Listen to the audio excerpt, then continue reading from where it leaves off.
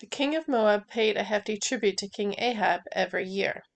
When Ahab died and his son took his place, the king of Moab decided enough was enough and stopped meeting the demand.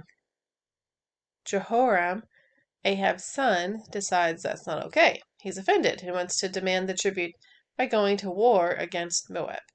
There's no inquiry of the Lord at this point.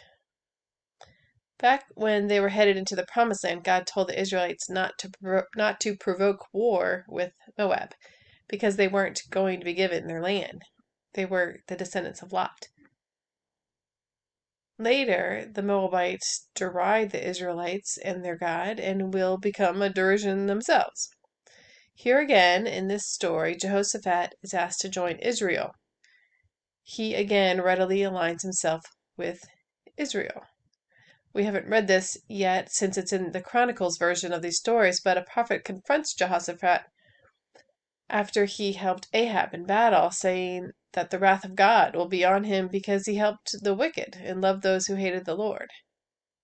Why would Jehoshaphat continue to do the same thing with the next king? God still finds good in Jehoshaphat and continues to bless and protect him for all the other good things he does do, like have God's word taught throughout Judah.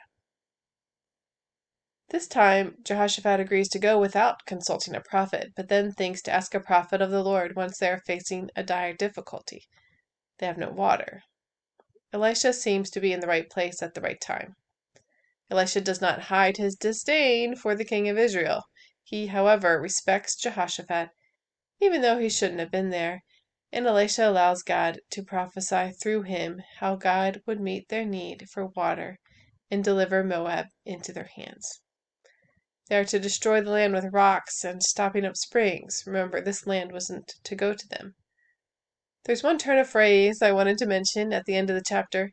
The king of Moab sees they're being beaten badly, and in a desperate move sacrifices his oldest son.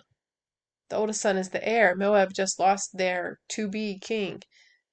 They are wrathful against Israel for causing that to happen, and in their anger, they turn and go home.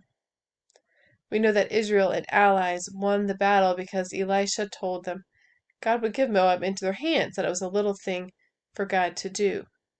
When it says that Moab's wrath came against Israel, that doesn't mean they suddenly won the battle.